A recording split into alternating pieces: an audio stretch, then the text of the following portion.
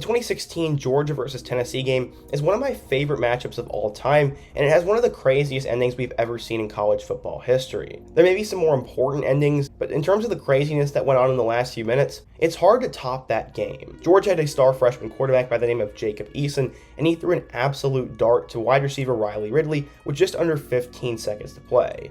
It looked like Georgia was going to win that game, but Josh Dobbs threw his memorable Hail Mary to wide receiver Jawan Jennings in the end zone, and Tennessee's miracle 2016 season would live on. Today I want to talk about the significance of that Hail Mary and sort of the events that led up to it, but most importantly, I want to talk about what happened to the 4 stars from that game.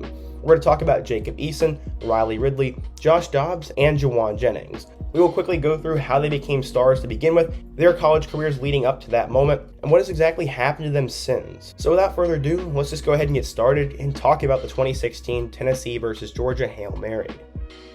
So the first player we are going to talk about is Jacob Eason. He's one of my favorite quarterbacks of all time, and I truly do wish he had more of a chance to play for Georgia. He grew up in Lake Stevens, Washington, where he blossomed into a 5-star recruit. He threw 102 touchdowns in his career, was arguably the top quarterback in his class, and was called the Gatorade Football Player of the Year in the high school ranks. He also won the Hall Trophy, which is awarded to the best high school football player in the USA. It's basically the Heisman of high school. Obviously, he was good, but where would he go?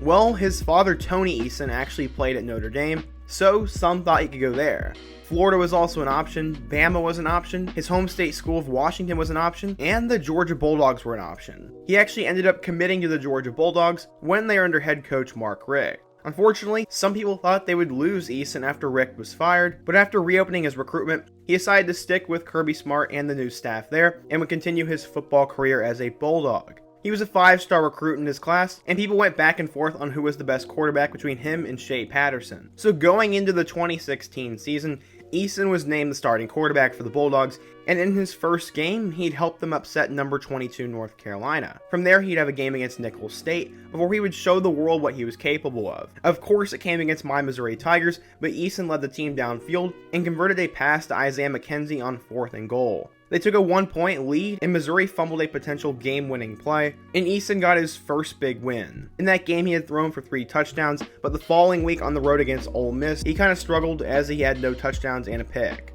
Going into their October 1st matchup against number 11 Tennessee, luckily the Bulldogs were still ranked number 25 in the country. The game would go back and forth, and with just a little bit time left, Eason would have to lead his team down the field and score a touchdown if they wanted any chance of beating the Volunteers. Eason had become the hero once again, but as we all know, Tennessee would strike back with the Hail Mary.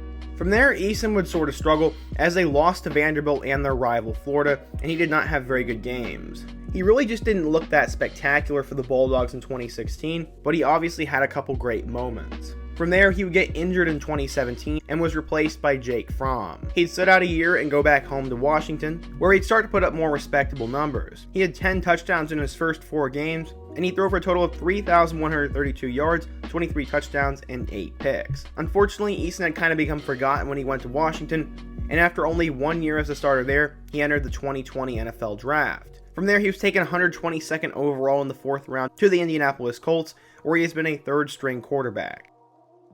The next guy we need to talk about is Ridley. He's the guy who got the bomb from Eason, and that was probably the best play of his entire football career, but he is more than just that play. And a lot of people probably know his brother, as his name is Calvin Ridley. He was born in Georgia, but became a star at Deerfield Beach High School, and would eventually take his talents to Georgia over the likes of Alabama and Auburn. As a true freshman, he'd play in 11 games, catching 12 passes for 238 yards and 2 touchdowns. One of those 2 touchdowns was, of course, that pass from Eason. In 2017, he was expected to take more of a larger role, but he only had 14 catches for 218 yards and 2 touchdowns once again. He'd have somewhat of a breakout campaign in 2018, as he'd catch 43 passes for 559 yards and 9 scores. After that season, he decided his stock would never be higher and entered the 2019 NFL Draft. Just like Eason, he was taken in the 4th round by the Chicago Bears, but as a rookie in 2019, he didn't exactly do a whole lot, as he only caught 6 passes for 69 yards. 2020 was not much different, as he only caught 4 passes for 39 yards, and has yet to score a touchdown in the professional ranks. With the Bears getting a lot of loaded receivers, I think Ridley's time in the NFL is running out, but he deserves a video someday, and he'll be remembered as a Georgia legend forever. Okay, so now we've taken care of the 2 Georgia guys, so who are we going to talk about from Tennessee? First, we got Josh Dobbs. He grew up in the state of Arizona and actually originally committed to Arizona State. He would later decommit from the Sun Devils and would become Butch Jones' first big quarterback yet.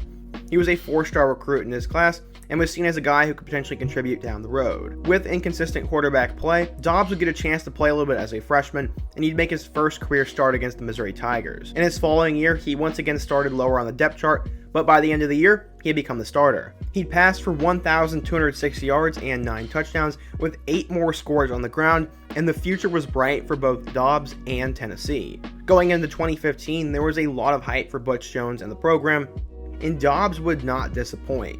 They lost 2 really tough games to Oklahoma and Florida, but he would help them upset the number 19 ranked Georgia Bulldogs with 312 passing yards and 118 rushing yards and 5 combined touchdowns. He'd actually help them almost upset Alabama, as they only lost 19-14 at Bryant-Denny Stadium. He'd lead Tennessee to a 9-4 record, and the hype was unreal going into the 2016 season. He was expected to be an all-conference player, and the Volunteers were dark horse college football playoff contenders. They would survive against Appalachian State in Week 1 and then beat Virginia Tech in the Battle of Bristol. He'd have a tune-up game against Ohio before he'd lead them to a 10-point win over the 19th-ranked Florida Gators. The Volunteers were 4-0 and had a huge SEC East matchup against Georgia. With just a few minutes left, they recovered a Jacob Eason fumble in the end zone and took the lead. They'd get an interception from there, but they were unable to convert and would give the ball back to Georgia. As we all know, Eason would now lead the team down the field and throw that miraculous pass, and it looked like Tennessee's undefeated hopes were done. Butch Jones had faith in his quarterback though, and Dobbs would throw the ball perfectly to Jawan Jennings, and as we all know, the Hail Mary was converted and Tennessee won. From there, they had another miracle game on the road against number 8 Texas A&M, and it seemed like the Volunteers could not lose. Unfortunately, they would lose in double overtime, and their undefeated season was done. From there, things would fall apart as they got smashed by number 1 Alabama and then lost a close game on the road to South Carolina, and the 5-0 Volunteers were all of a sudden 5-3. Dobbs would get it back together though, as he helped them win their last 3 games, but in Dobbs' last regular season game, they'd lose on the road to Vanderbilt, which was embarrassing. He would help them beat Nebraska in the Music City Bowl, and Dobbs would go down as one of the best Tennessee quarterbacks ever. He was drafted by the Pittsburgh Steelers into the NFL, where he played very sparingly for them before he was traded to the Jacksonville Jaguars. He never got a shot there, and has actually since gone back to the Steelers, but it doesn't look like he's ever really going to have an NFL career. Finally, we get to the last key member of this play, and that is Jawan Jennings. Many people probably don't know this, but Jennings was born and raised in the state of Tennessee, and would actually blossom into a 4-star quarterback. You heard that right, he was not a wide receiver in high school. He was actually so good at slinging the ball that he had offers from schools such as Alabama, Auburn, Ohio State, Penn State, Louisville, and Tennessee. He ended up deciding to stay home, and he became a Tennessee Volunteer. Jennings' quarterback time would come to an end though, as he would eventually move to wide receiver right away. In 2015, he would start right away as a wide receiver, and the highlight of his freshman campaign came when he actually threw a 58-yard touchdown to Josh Dobbs on a trick play. He'd break out against Florida in 2016, as he would have 111 yards on 3 catches and a touchdown in their victory over the Gators. The following game, he'd make the play of his entire football career though, as he would catch the legendary Hail Mary pass from Dobbs. From there, he would finish his sophomore campaign with 40 catches for 580 yards and 7 touchdowns. In 2017, it would be a struggle for him, as he'd only played in 1 game due to a wrist injury, and then he was dismissed from the team by interim head coach Brady Hoke after Butch Jones was fired.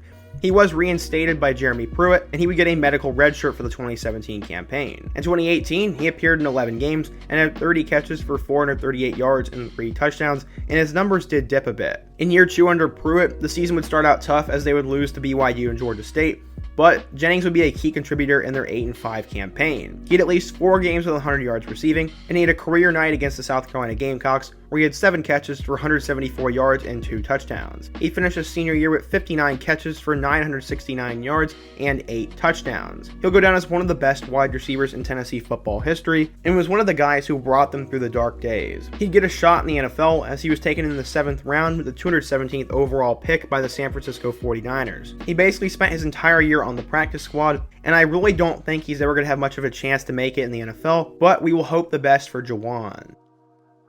So yeah, in today's video, we talked about one of the most iconic plays of the decade in the Tennessee-Georgia Hail Mary, and we talked about the 4 stars that were a part of that play and what happened to them.